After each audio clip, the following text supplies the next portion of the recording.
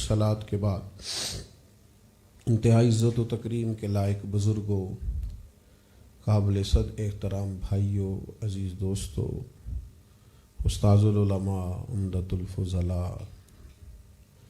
हज़रत अल्लामा professor doctor हाफिज़ कारी मियाँ सगीर अहमद साहब क़िबला नक्शबंदी मुजद्ददी सज्जादा नशीन खानकाह मुक़द्दसा कोटला शरीफ, आप मनसब सदारत पर जलवा फिराज है। आप ही ने हुक्म इरशाद फरमाया तो मैं आपकी खिदमत में हाज़िर हुआ। इस लिहाज से भी माज़रत चाहता हूँ कि इनकी इंतहाई मजबूरी की वजह से प्रोग्राम की डेट को तब्दील करना पड़ा।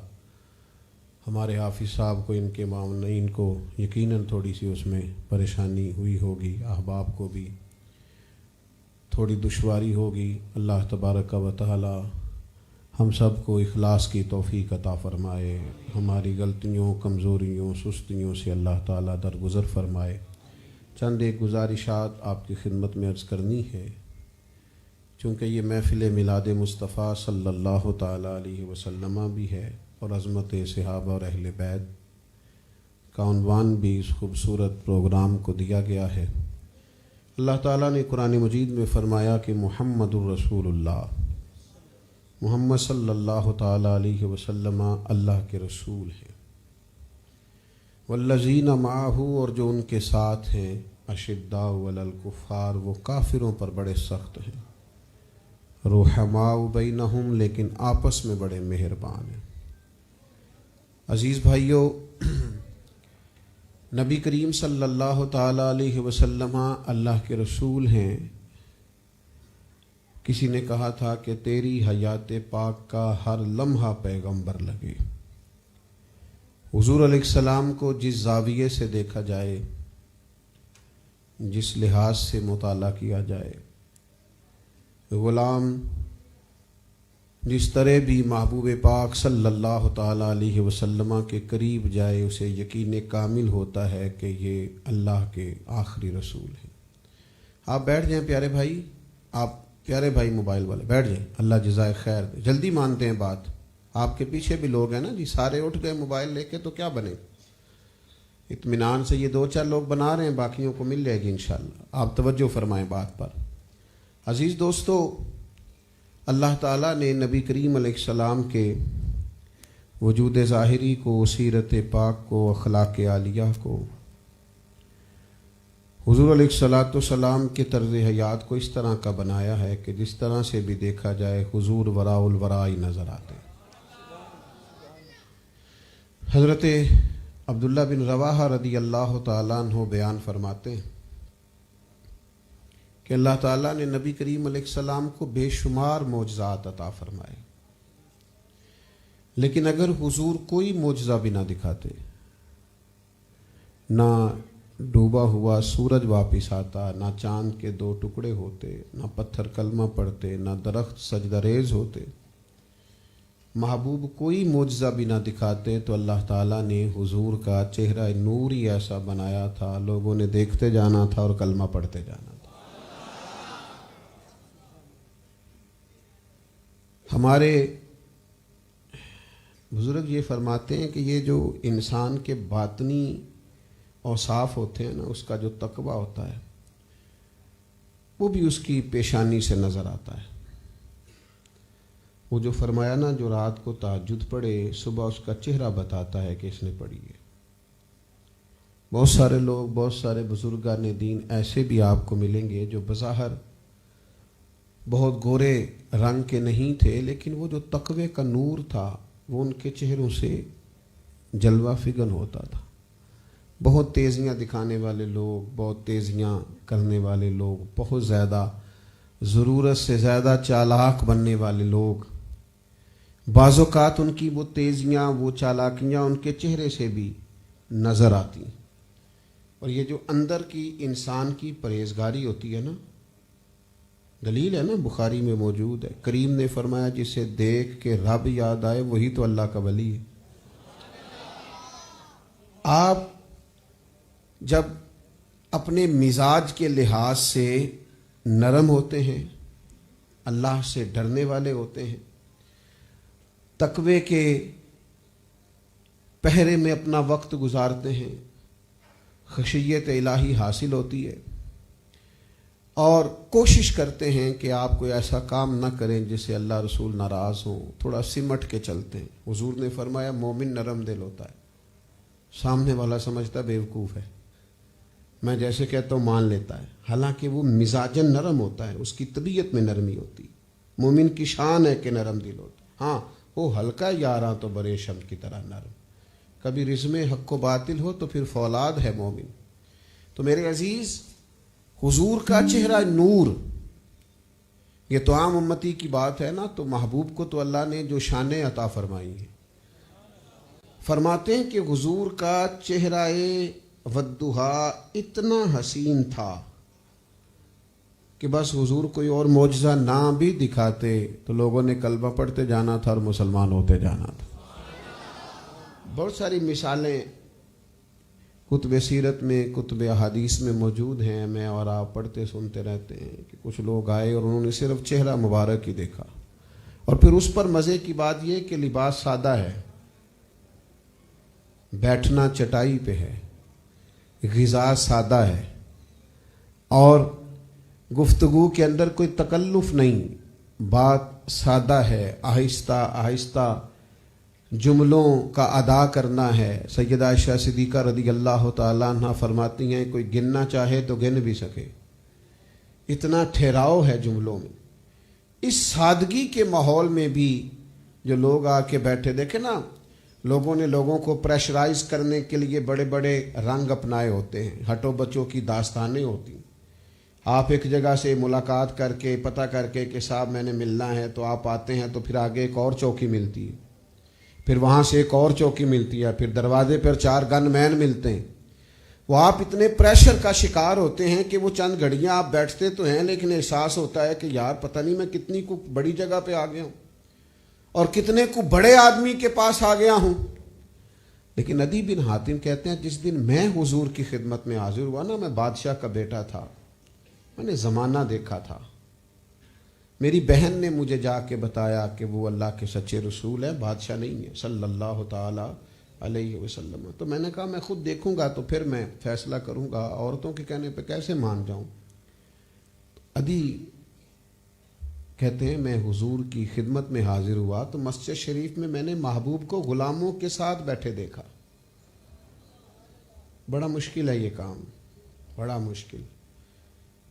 جو 18 سال سے کسی کا ڈرائیور ہے نا، اسے بھی ساتھ بیٹھ کے کھانا کھانے کی اجازت نہیں ہوتی، حالانکہ 18 سال ہو گئے۔ صاحب گاڑی میں سوتے ہیں، وہ بیچارہ گاڑی چلاتا ہے، لیکن یہ اجازت نہیں وہ رکھتا کہ ساتھ بیٹھ کے کھانا کھا سکے، یہ اجازت وہ نہیں رکھتا کہ وہ اسی طرح کا لباس پہن سکے۔ وہ کہتے ہیں اس کا پتہ کرو، میں تو تنخواہ بڑی تھوڑی دیتا ہوں، اتنے مہنگے کپڑے کہاں سے خرید لایا۔ لیکن ندی کہتے ہیں بالکل میں نے محبوب کو غلاموں کے جھرمٹ میں زمینی نشست اختیار کیے ہوئے دیکھا تو میں پہلی نظر میں ہی میں نے فیصلہ کر لیا کہ یہ بادشاہ نہیں، یہ نبی ہیں۔ اس لیے کہ بادشاہوں کے جو انداز ہوتے ہیں، جو دبدبہ اور تنتنا ہوتا ہے، اور جو لاؤ لشکر ہوتے ہیں، اور ان کا جو اٹھنا بیٹھنا ہوتا ہے، خیر اب تو حالت بدل گئی ہے، جو حال وزیروں کا ہے کم و بیش وہی پیروں کا ہے، وہی کیفیت ہے۔ سڑک پہ کوئی وزیر چڑھ جائے تو رستہ پھر بھی نہیں ملتا، اور کوئی پیر تگڑا سا چڑھ جائے تو رستہ پھر بھی نہیں ملتا۔ اقبال کہتے ہیں ہم کو تو میسر نہیں مٹی کا دیا بھی، اور گھر پیر کا بجلی کے چراغوں سے ہے روشن۔ تو اب تو خیر اور طرح کا رنگ ہو گیا ہے۔ بہرحال آمدام برسر مطلب، عدی کہتے ہیں میں نے وہ کیفیت دیکھی نا نبی کریم علیہ السلام کی، میں نے کہا یہ سچے رسول ہیں، پر یہ شیطان بڑا ظالم ہے نا، الذی یوسوس فی صدور الناس، یہ وسوسے پیدا کرتا ہے سینوں میں۔ کہتے میرے دل میں خیال آیا مسجد سادہ ہے، شاید گھر عالی شان ہو، تو کریم فوراً خیال آیا مسلمان نیک و بد پہچان جاتے ہیں، اور محمد آدمی کے دل کی باتیں جان جاتے ہیں۔ حضور فرمانے لگے چلو میں آپ کو گھر لے چلتا ہوں، اللہ جزا دے، چلو گھر لے چلتا ہوں۔ کہتے میں حضور کے کاشانہ نور پہ پہنچا، لگے جو مزدور شاہ ایسا، نہ دھن نہ دولت سربراہ ایسا، عرش نشیں کا زمیں پہ گھر ہے، میرا پیمبر عظیم تر ہے۔ فرماتے ہیں وہی سادہ سا بچھونا، وہی اٹھنا بیٹھنا، حضور کھجوریں لائے اور محبت فرمائی۔ فرماتے ہیں اب میں سمجھ گیا، چند باتیں ہوئیں، میں نے کلمہ پڑھا اور میں مسلمان ہو گیا۔ تو جس زاویے سے بھی جس نے دیکھا، ہمارا آج مسئلہ پتہ کیا ہے؟ ہم سیرت کے طالب علم ہی نہیں، حضور کی سنت اور شریعت کے معاملات ہمیں اس وقت یاد آتے ہیں جب کوئی شرعی مسئلہ بنتا ہے، یعنی طلاق کا مسئلہ پوچھنا ہو تو شریعت یاد آتی ہے، تو نکاح کرتے وقت شریعت کیوں نہیں یاد آئی؟ 2 منٹ کا یا 6 منٹ کا مولوی مہمان ہوتا ہے شادی کے موقع پر، اور کہ باقی سارا وقت کس کو دیتے ہو؟ اصل تو نکاح تھا، اور اس میں بھی حالت اب بڑی خراب ہو گئی ہے، ناراض نہ ہوئیے گا۔ پہلے کچھ شادیوں پہ جانے کا اتفاق ہوتا تھا تو درمیان میں پردہ ہوتا تھا، ایک طرف مرد اور ایک طرف عورتیں۔ اب جن کے پاس تھوڑے پیسے زیادہ ہو گئے انہوں نے بیچ میں سے پردہ بھی ہٹا دیا، اور حاجی صاحب، نمازی صاحب، مسجد کے صدر صاحب، کمیٹی کے سیکٹری صاحب، اور ہر سال میں 4 دفعہ عمرہ کرنے والے صاحب، وہ سارے اس میں موجود ہوتے ہیں۔ اصل تو دیندار ہونے کا پتہ ہی تب چلتا ہے جب کسی کے گھر میں شادی بیاہ ہو۔ کل خانی میں تو سارے نیک ہوتے ہیں، 10ویں چیلم میں تو سارے نیک ہوتے ہیں، جنازے کے وقت تو سارے تسبیحات پڑھ رہے ہوتے۔ تو اصل تو تب پتہ چلے گا جب آپ کے گھر میں بیاہ ہو تو آپ نیک ہو۔ تو ہم نے بعض محدود چیزوں کے اندر تو دین کو قبول کیا، فَتُؤْمِنُونَ بِبَعْضِ الْكِتَابِ وَتَكْفُرُونَ بِبَعْضِ۔ یہودیوں کی یہ علامت قرآن مجید نے بیان کی کہ وہ قرآن کے کتاب کے بعد حصوں پر ایمان لاتے اور بعض سے کفر کرتے۔ اپنی مرضی کی چیز آئے تو قبول کر لینا، باقی کا انکار کرنا۔ تو حضور کی سیرت پاک کو ہر زاویے سے پڑھو، ہر رنگ سے پڑھو۔ آدھے تیتر آدھے بٹیر بننے میں بندہ 2 کشتیوں کا مسافر ہوتا ہے، اسے جینے کا مزہ نہیں آتا۔ ہر وقت سیرت اور سنت پر عمل کرو گے، ہر وقت محبوب کی اداؤں کو اپناؤ گے، ہر وقت سیرت کو زیر مطالعہ رکھو گے، بڑا ہی سرور آئے گا، جینے کا لطف آئے گا، محو ہو جانے میں مزہ آئے گا۔ تو نبی پاک علیہ السلام کی یہ شان ہے کہ جس زاویے سے بھی محبوب کو دیکھا جائے۔ یہاں تو ڈھیر سارے لوگ ایسے تھے، معاذ اللہ، کفر میں، منافقین میں پوری فہرست آپ تحقیق کریں گے تو ملے گی، جنہوں نے مخالفانہ نظر سے سیرت کو پڑھنا شروع کیا، معاذ اللہ ثم معاذ اللہ، نقل کفر، کفر نہ باشد، تنقید کرنے کی نظر سے مطالعہ کرنا شروع کیا، لیکن وہ پڑھتے گئے اور مدینے والے کے غلام بنتے گئے۔ اللہ نے توفیق ایمان عطا کر دی۔ تو حضور علیہ الصلاۃ والسلام کی سیرت مقدسہ کو دیکھیے، احوال شریفہ کا مطالعہ کیجئے، آپ کو لطف آئے اور آپ محسوس کریں گے کہ زندگی کو رستہ مل گیا۔ دوسری بات جو حضور کے ساتھ ہیں، والذین معہ، جو حضور کے ساتھ ہیں، صحابہ اور اہل بیت۔ میں آپ کی خدمت میں عرض کروں،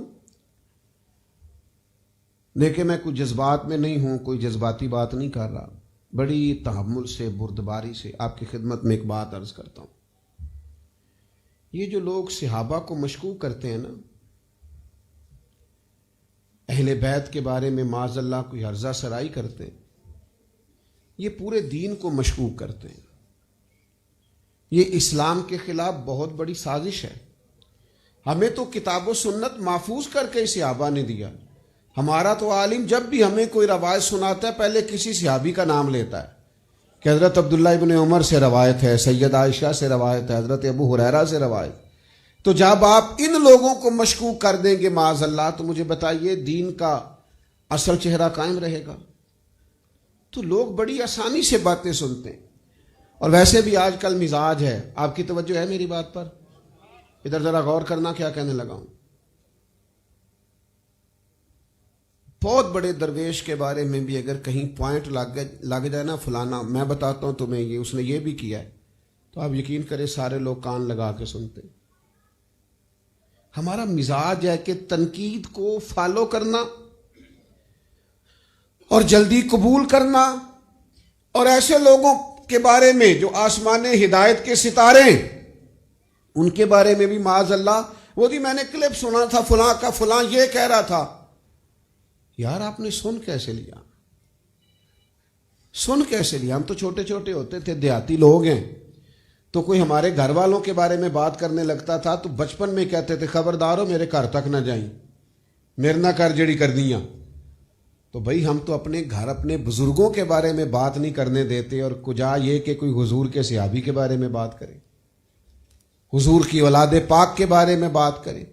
تو اس مزاج کو اپنی زندگی کا حصہ بنائیں. آپ نے سن کیسے لیا کہ کیسے آپ نے توجہ کی؟ بڑی عظمت ہے حضور کے صحابہ کی، بڑی شان ہے نبی پاک کے خاندان مبارکہ کی. او میرے دوستو، آج تو لوگ نسبت جوڑتے ہیں، یا میاں صاحب موجود ہیں، لوگ کسی بڑے بزرگ سے نسبت جوڑنے کے لیے نا خدمت میں جا کے بیٹھتے ہیں، کہتے ہیں شیخ ایک حدیث پڑھا کے اجازت دے دیں تاکہ ہمارا آپ سے تعلق بن جائے، نسبت کا، شاگردی کا. لوگ دعوے کرتے ہیں، کہتے ہیں میں نے فلاں بزرگ کی زیارت کی، فلاں بزرگ کی میں نے زیارت کی. آپ کو بہت سارے لوگ ملیں گے جو کہیں گے جناب میں 90 سال کا ہوں، میں نے فلاں شیخ کو دیکھا. آپ ان لوگوں پر رشک کرتے ہیں تو کبھی اس کی آنکھوں پر بھی رشک کرو جس نے آنکھیں بھر کے مدینے والے محبوب کو دیکھا، حضور کے پیچھے نماز پڑھی، نبی پاک کے ساتھ بیٹھ کر کھانا کھایا. اور وہ جو چند گھنٹوں کے صحابی ہیں نا، چند گھنٹوں کے یعنی کلمہ پڑھا، نماز کا موقع بھی نہیں ملا، حج کا موقع بھی نہیں ملا، زکوٰۃ کا موقع بھی نہیں ملا، کلمہ پڑھا، جہاد ہوا، شہید ہو گئے، اور شان یہ ملی کہ عمل تھوڑا کیا ہے اجر زیادہ پا گئے. کوئی 40 سال 50 سال عبادت کرنے والا بھی ان کے مقام کو پہنچ سکتا. ہاں ہم سے ایک غلطی ہوئی ہے، اس کا اعتراف بڑا ضروری ہے. اپنی کوتاہیوں کو ماننا چاہیے. ہم سے جو کمزوریاں ہوئی ہیں اس کا ہمیں اعتراف ہے. ہم نے لوگوں کو نہیں بتایا کہ حضرت خالد بن ولید کی شان کیا ہے. ان پر مستقل جمعوں کے خطبے نہیں رکھے گئے، الگ سے کانفرنسیں نہیں کی گئیں. ہم نہیں بتا سکے لوگوں کو کہ حضرت زبیر بن عوام کی شان کے آدمی تھے. ہم نے نہیں لوگوں کے سامنے ذکر کیا کہ حضرت طلحہ بن عبید اللہ کی عظمت کیا ہے، کس پائے کا قرآن کا عالم ہے جناب سیدنا عبداللہ ابن مسعود. ہم نے نہیں بتایا آپ کو کہ کیا شان ہے جناب عمار ابن یاسر کی. ہم نہیں تذکرہ چھیڑ سکے لوگوں کے سامنے کہ حضرت سالم مولا کون ہے. لوگوں کو تو ڈھب سے نام نہیں آتے صحابہ کے.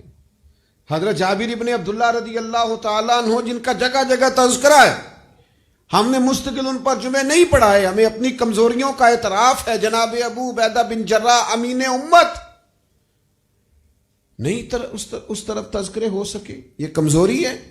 لیکن میرے بھائیوں، جن لوگوں کو زندگی میں ڈپریشن رہتا ہو نا، انزائٹی رہتی ہو، بڑی جلدی کسی بھی بات پہ ہاتھ پیر پھولتے ہوں، انہیں چاہیے کہ جناب خالد بن ولید کو پڑھے. انہیں چاہیے کہ حضرت سعد بن ابی وقاص کو پڑھے. جو سمجھتے ہو نا بڑا میری طبیعت پہ خوف طاری ہوتا ہے اور میرے بچے ڈرتے ہیں، سہم جاتے ہیں، انہیں چاہیے کہ اپنے بچوں کو مولا علی شیر خدا کی بات سنائیں. سناؤ اپنے بچوں کو قصے خیبر و خندق کے. کہانی سن کے حیدر کی دلوں سے ڈر نکلتے ہیں. کہانی سن کے حیدر کی دلوں سے رج کے مال کماؤ جائز طریقے سے، کوئی منع نہیں. اپنے بچوں سے کہو بہترین بزنس مین بنے اور سارے پہلو دیکھیں کہ کس طرح تجارت مضبوط ہو سکتی ہے. اور تجارت آپ اکیلے نہیں کرتے. آپ کی فیکٹری میں 1500 لوگ کام کرتے ہیں، سب کا چولہا جلتا ہے آپ کے وسیلے سے. تجارتیں بند نہیں کریں، خوب تجارت کو فروغ دیں، لیکن ساتھ ساتھ نا حضرت عبد الرحمن ابن عوف کو بھی پڑھیں، ساتھ سیدنا عثمان غنی کی زندگی کا مطالعہ بھی کریں. ذرا دیکھو یہ تاجر ہی تو تھے، یہ کیسا شان والے تاجر ہیں جناب عثمان غنی کہ یہ آتے ہیں تو محبوب ذرا اپنے لباس مبارک کو اور درست کرتے ہیں. سیدہ عائشہ صدیقہ عرض کرتی ہیں حضور آئے تو جناب ابو بکر بھی ہیں، جناب عمر بھی ہیں، لیکن عثمان تو اچھا مزاج کے نرم ہیں، طبیعت کے ٹھنڈے، اور آپ نے اس قدر اہتمام فرمایا. تو کریم فرمانے لگے جس سے فرشتے حیا کرتے ہیں میں اس کی حیا نہ کروں. اور خدا کے بندو جس کی فرشتے حیا کریں، جس کی حضور حیا کریں، پھر وہ کتنا بے حیا ہے جو حضرت عثمان کی حیا نہ کرے. تو سمجھو آپ حضرت عبد الرحمن ابن عوف کے پیچھے نبی کریم نے نماز پڑھی ہے. ایسا تاجر، اتنا بڑا آدمی کہ محبوب جن کے پیچھے نماز پڑھے کتنا کو پاکیزہ ہوگا ان کا سرمایہ. تو میرے دوستو ہر صحابی کے بارے میں آپ دیکھیے نا، جن کو شوق ہے زندگی میں ریسرچ کا، تحقیق کا، تو آئیں جناب ابو ہریرہ رضی اللہ تعالیٰ عنہ کو پڑھیں، حضرت معاذ ابن جبل کو پڑھیں جناب عبداللہ ابن عمر کو جو حج کے سب سے زیادہ مسائل جانتے ہیں، لوگ ان کی طرف رجوع کرتے ہیں. آئیں ان لوگوں کو دیکھیں، آپ کو ہر آدمی چمکتا ہوا ستارہ ملے گا. میں آپ کی خدمت میں عرض کروں، میں نے پہلے کہا ہے ہمیں اپنی غلطی کا اعتراف ہے، لیکن میں آپ سے عرض کروں گا کہ ابھی بھی غیر تحقیق کر لیتے ہیں، وہ مطالعہ کرتے ہیں صحابہ کی زندگیوں کا. چند ایک کتابیں میری نظر سے گزری جو مشرکین کی اور دیگر کفار کی لکھی ہوئی ہیں، لیکن وہ جگہ جگہ مثالیں لیتے ہیں خلفائے راشدین سے، وہ چیزوں کو سمجھتے ہیں. وہ کہتے ہیں دیکھو کس نے بہترین حکمرانی کی. دیکھو حضرت ابو بکر صدیق رضی اللہ تعالیٰ عنہ، پتہ ہوتا کیا ہے، کچھ لوگ ایسے ہوتے ہیں جو اپنے من کو ہمیشہ تازہ رکھتے ہیں. دیکھیں نا بعض لوگ زندگی میں ملتے ہیں جو آپ کو تلخ کر دیتے ہیں، آپ کے رویے میں سختی کو کچھ ایسا کر جاتے ہیں کہ آپ ناراض ہوتے ہیں، آپ کو غصہ آتا ہے، آپ کی طبیعت پر کچھ غبار چڑھتا ہے. لیکن پھر اپنی روحانیت کے لیے نہ بندہ، اسے چاہیے کہ وہ پرواہ نہ کرے اور واپس آئے، درود پاک پڑھے، تلاوت کرے، سجدہ کرے. کہ ایسے لوگوں کے پاس بیٹھے جن سے مل کے کلیجہ ٹھنڈا ہو، اس طرف جائے ہی نہ، ورنہ دکھ بڑھتے رہتے ہیں. سوچے ہی نہ کہ وہ کیا کر رہے. میرے بھائی یاد رکھیے گا اور اس کو سمجھیے گا، حضرت صدیق اکبر رضی اللہ تعالیٰ عنہ کی زندگی کو آپ پڑھیں گے تو آپ کا مزاج تر و تازہ ہو جائے گا. یعنی جو لوگ کسی چیز کی پرواہ نہیں نہ کرتے، مست رہتے ہیں، جان ہے عشق مصطفیٰ، روز فضو کرے خدا، اور جس کو ہو درد کا مزہ، جس کو ہو درد کا، یعنی درد کا بھی مزہ ہوتا ہے، جس کو ہو درد کا مزہ، وہ نازے دعا اٹھائے کیوں اور پھر کے گلی گلی تباہ، ٹھوکریں سب کی کھائے کیوں، دل کو جو عقل دے خدا تو تیری گلی سے جائے کیوں. یعنی آپ دیکھیں کہ ایمرجنسی نافذ ہے ہجرت کی رات، لیکن جو بندے تازہ ہیں وہ تازہ ہیں. حالات بڑے خراب ہیں، کافر پیچھے لگے. حضرت صدیق اکبر کی طبیعت کی تازگی دیکھیے. اپنے بیٹے سے کہنے لگے کہ آپ نے سارا دن خیال کرنا ہے کفار کیا سازشیں کرتے ہیں، رات کو خبر دینی. ایمرجنسی میں تازہ چیزیں نہیں ملا کرتی، لیکن غلام سے کہا بکریاں سارا دن سائیڈوں پہ چرانا، رات کو غار ثور کے پاس لے آنا، میرے نبی کو تازہ دودھ ملنا چاہیے. اپنی شہزادی جناب اسماء بنت ابی بکر سے کہا تازہ کھانا پکا کے غار ثور میں پہنچانا. یعنی جس طرح کچھ لوگ پورے طور پر اپنی طبیعت کے لحاظ سے محو نہیں ہو جاتے کسی کام میں. ہمارے ہاں بھی لوگ شاگرد ہوتے ہیں پر کوئی نہیں ہوتے، مرید ہو کے بھی مرید. او مننا بھی کدا مننا ہے، کدے مان لیا تے کدے منیا ہی نہ. بس ہلکا پھلکا سا تعلق رکھا، آئے کبھی نہ آئے، کبھی گئے کبھی نہ گئے. لیکن وہ غلامی کا خاص رنگ، وہ کیفیت، اگر کچھ لوگ سارے کٹھن حالات میں بھی اپنی روح کو تازہ رکھنا چاہتے ہیں تو جناب صدیق اکبر کی زندگی کا مطالعہ کریں. اچھا مزے کی بات، خلافت بھی کرتے ہیں، لاکھوں مربع میل حکومت بھی چلانی ہے، اور سخت ترین فتنے ہیں. منکرین زکوٰۃ، منکرین ختم نبوت، ان کے خلاف جہاد بھی جاری ہے جناب صدیق اکبر کا. خارجی داخلی تمام رستوں پر پہرے دار بنے ہوئے ہیں. لیکن حضرت عمر رضی اللہ تعالیٰ عنہ فرماتے ہیں کہ ایک بوڑھی اماں نابینا تھیں، بے اولاد تھیں، تو میں نے چاہا کہ میں ان کے گھر میں کام نہ کرایا کروں. تو فرماتے میں نے معلومات کی تو پتہ چلا پہلے ہی کوئی شخص کر جاتا ہے. ظہر کے بعد بھی معلوم کیا کون ہے، کوئی نہ آیا. عصر کے بعد بھی کوئی نہیں، عشاء کے بعد بھی کوئی نہیں، مغرب میں بھی کوئی نہیں. کہتے میں تہجد کے وقت چھپ کے بیٹھا، وہی ہوا جس کا مجھے یقین تھا. جناب صدیق اکبر کا دروازہ کھلا، امیر المومنین گھر سے نکلے ہیں اور بوڑھی کے گھر میں گئے، جھاڑو دیے. ادھر دیکھو نوجوانوں، کرنے کو کام ہی نہیں ملتا ہمیں کوئی، ہم کیا خدمت کریں جی، ہم کیا کر، آپ سب کچھ کر سکتے ہیں. ضروری ہے کہ کروڑوں روپیہ جیب میں ہو تو خدمت خلق ہوتی ہے؟ آپ کسی عہدے پر ہی بیٹھیں تو پھر ہی آپ کچھ کر سکتے ہیں؟ ایسا نہیں ہوتا. حضرت صدیق اکبر نے دیکھو دستور حیات اور دستور عمل دیا. بوڑھی کے گھر میں جھاڑو دے رہے ہیں، برتن دھو رہے ہیں، پانی بھر کے لا رہے ہیں، ساری ڈیوٹی کر رہے ہیں. جناب سیدنا عمر فرماتے ہیں جب اپنے گھر سے نکلے صدیق اکبر تو جوتے اتار کے نا بغل میں دبا لیے. سارا کام کاج کر کے باہر آئے تو میں سامنے کھڑا ہو گیا. گویا میں نے عرض کی پتہ نہیں آپ کس کستوری اور سندل کے بنے ہوئے ہیں، ساری باتیں ٹھیک ہیں پر یہ جوتے کیوں اتارے؟ تو فرمانے لگے یار جوتوں سے آواز پیدا ہوتی ہے، بوڑھی کی ڈیوٹی کرنی ہے، کوئی سارے محلے کو تو نہیں نہ بتانا، ڈیوٹی کرنی. یعنی سارا دن ہی کام کرتے ہیں پر اپنی طبیعت کو تازہ رکھنا ہے، مگن رہنا ہے.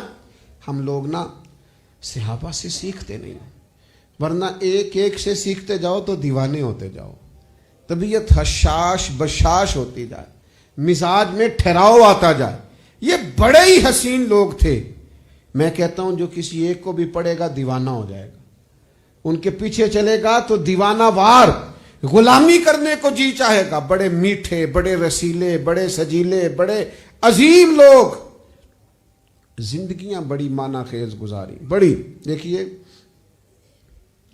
2-4 لوگوں نے حضور کی خدمت میں عرض کیا تھا ہم اپنا سارا مال ہی اللہ کے راستے میں دینا چاہتے ہیں. اسلام بڑا اعتدال پسند مذہب ہے. حضرت ابی بن کعب نے بھی کہا، حضرت ابو لبابہ نے بھی کہا، ایک موقع پہ حضرت سعد بن ابی وقاص نے بھی کہا، حضرت ثابت بن قیس نے بھی کہا حضور سارا مال دینا اللہ کے راستے. تو نبی کریم نے فرمایا نہیں بھائی چوتھا حصہ دو، ہم نہیں چاہتے تمہارے بچے بعد میں دوسروں کے آگے ہاتھ پھیلائیں، چوتھا حصہ دو اگر بڑا ضروری ہے تو. ورنہ اسلام نے سال کے بعد اضافی مال میں سے 2.5% زکوٰۃ ضروری قرار دی. کچھ لوگوں نے کہا سارا دینا ہے، حضور نے قبول نہیں فرمایا. لیکن قربان جائیں حضرت صدیق اکبر سارا ہی لے آئے، اور اس طرح کا لے آئے کہ بدن کے کپڑے بھی اتار کے پیش کر دیے. لیکن کمال ہے نا، محبوب نے قبول بھی فرمایا، اور یہ نہیں پوچھا کیا لے کے آئے ہو، یہ پوچھا گھر کیا چھوڑ کے آئے ہو. انداز تکلم ہی بدل گئے، گھر کیا چھوڑ کے آئے ہو. تو حضرت ابوبکر صدیق کی سمت کے پہلے صوفی بھی ہیں نا.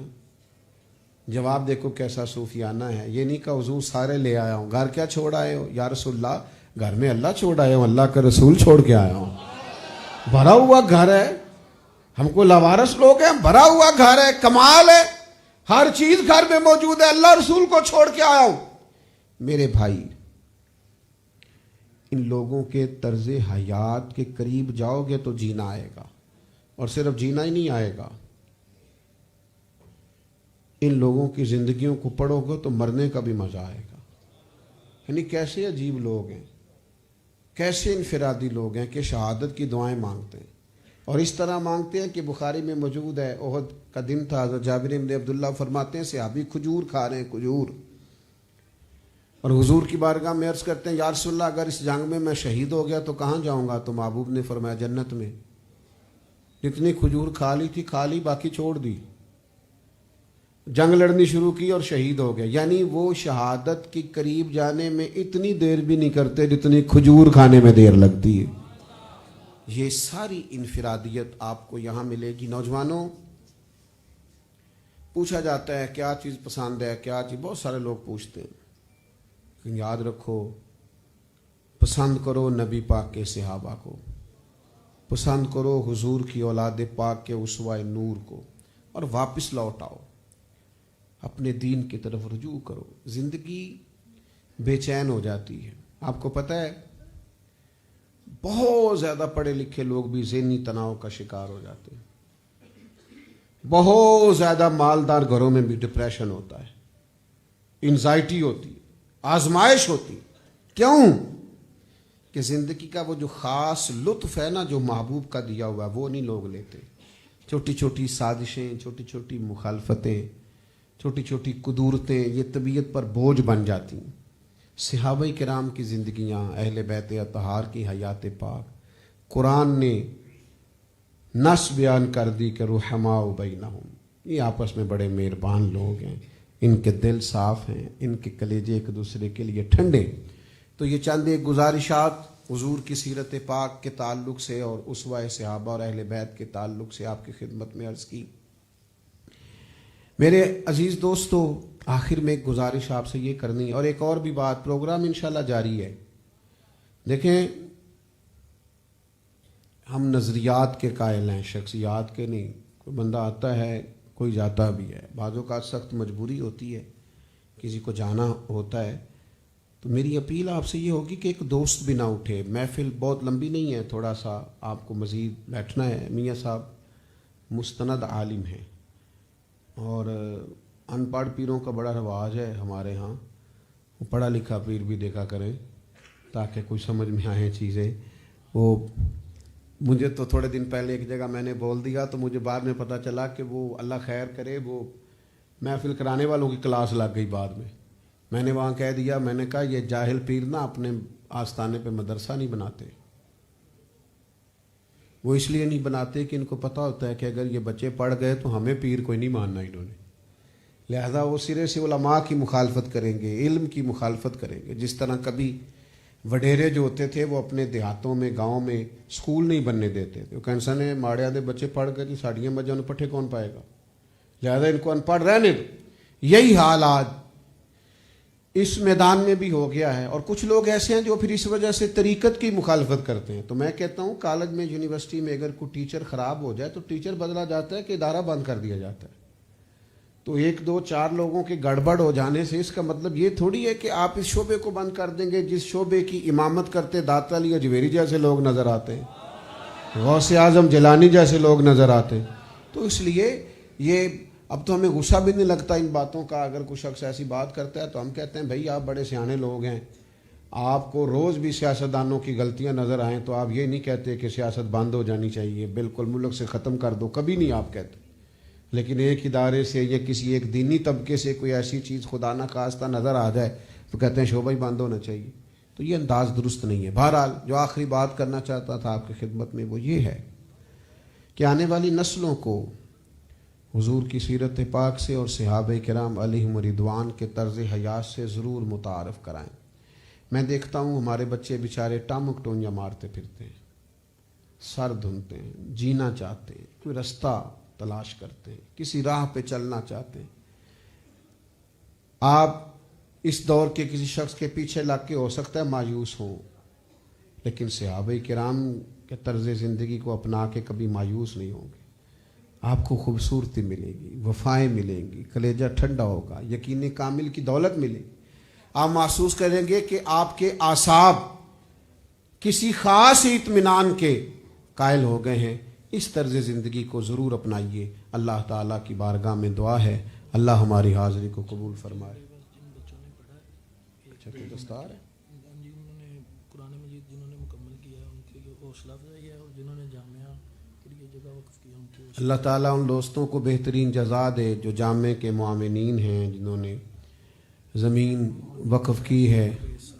और दूसरा ये कि जिन तलबा ने यहाँ पढ़ा है उनके लिए हम दुआगो हैं। अल्लाह तबारक व तआला उन्हें मज़ीद बरक़ात दे। और सबसे बढ़ के उनके उस्ताद साहब जो मेज़बान महफ़िल हैं, जो इस सारे काम को लेके चल रहे हैं, अल्लाह ताला उनको मज़ीद बरक़ात और सादात अता करे। और थोड़ी सी तवज्जो भी करें इदारे की तरफ। यहाँ दाखिले के लिए ज़रूर आप लोग रग़बत का इज़हार करें, तलबा को यहाँ लाएँ। अल्लाह ताला बरक़ात अता फ़रमाए। آخر دعوانا الحمدللہ رب